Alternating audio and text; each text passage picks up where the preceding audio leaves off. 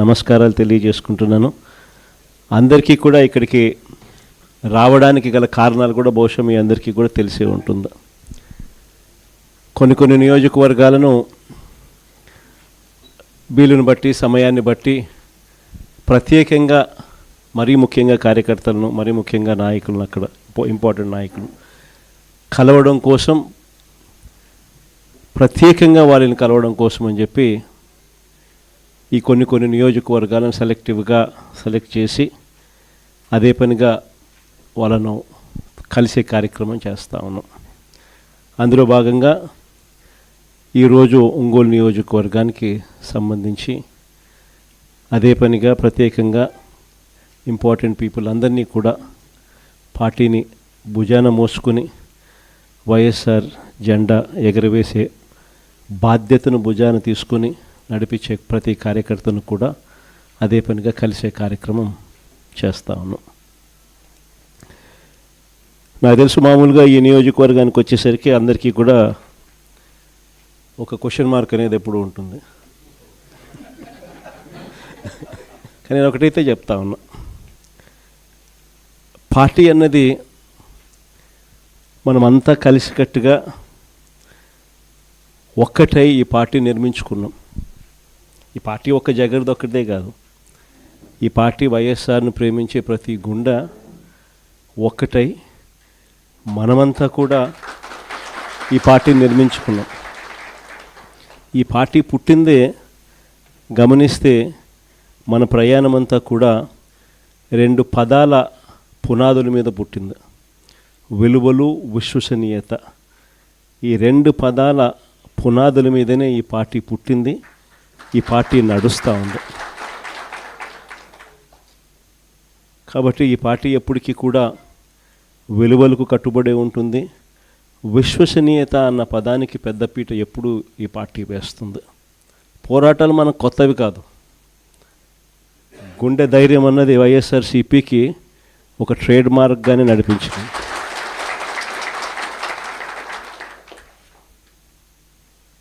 ఎప్పుడు చరిత్రలో కని విని ఎరగని మంచి చేసినాం.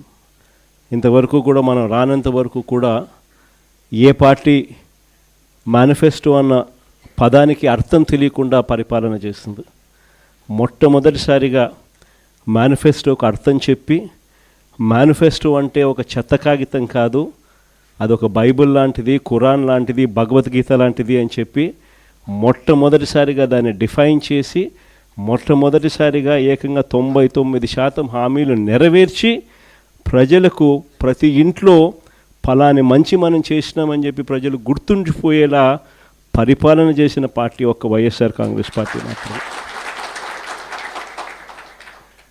అలాంటి మంచి పరిపాలన మనం చేయగలిగాం కాబట్టి ఈ రోజుకి కూడా గర్వంగా కాలర్ ఎగరేసుకొని వైఎస్ఆర్సీపీ కార్యకర్తలు మేము మాటిచ్చాము అని అంటే ఏ రోజు కూడా మాట తప్పే పరిస్థితి ఎప్పుడు రానే రాదు అని చెప్పి కూడా గర్వంగా చెప్పుకునే పరిస్థితి ఒక వైఎస్ఆర్సీపీ పార్టీకి మాత్రమే ఉందని కూడా చెప్పగలుగుతాం.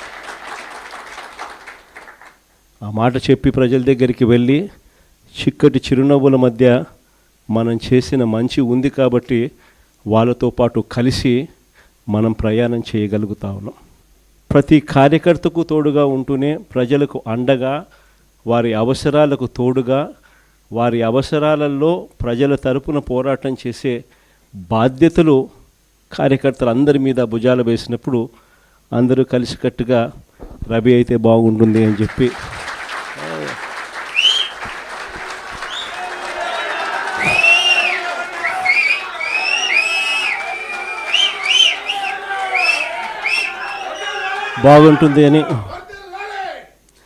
బాగుంటుంది అని చెప్పి అందరం కలిసికట్టుగా నిర్ణయం తీసుకున్న తర్వాత రవి ఆ దిశగా అడుగులు వేయడం మొదలుపెట్టాడు.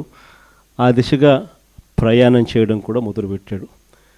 ఈ రోజుకి దాదాపుగా 1.5 సంవత్సరం అయిపోయింది.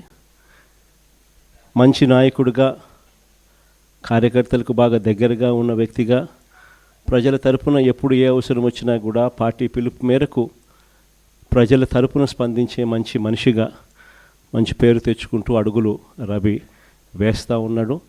రవికి సంపూర్ణంగా నా మద్దతు ఎప్పుడూ ఉంటుందని కూడా ఈ సందర్భంగా చెప్తాను.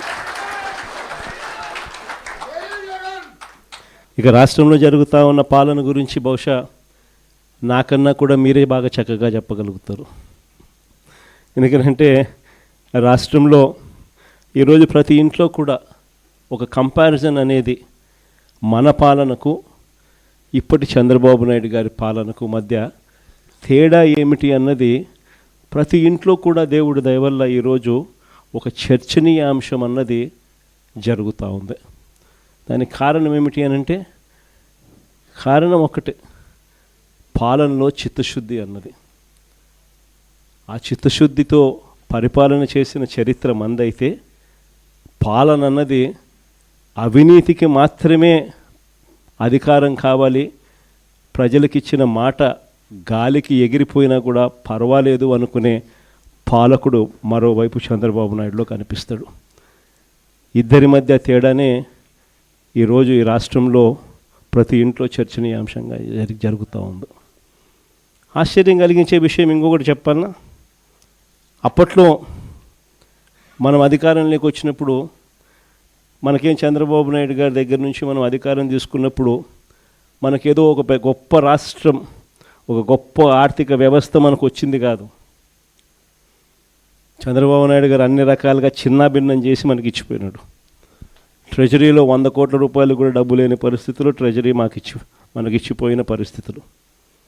అలాంటి పరిస్థితుల్లో మధ్య మనం అధికారంలోకి తీసుకున్నాం. ఆ తర్వాత వరుసగా 2 సంవత్సరాలు కరోనా, ఎప్పుడూ ఊహించని సమస్యలు, రాష్ట్రానికి రావాల్సిన ఆదాయాలు ఒకవైపున తగ్గుతూ ఉన్నాయి. కోవిడ్ సమయంలో అనుకోని ఖర్చులు పెరిగాయి.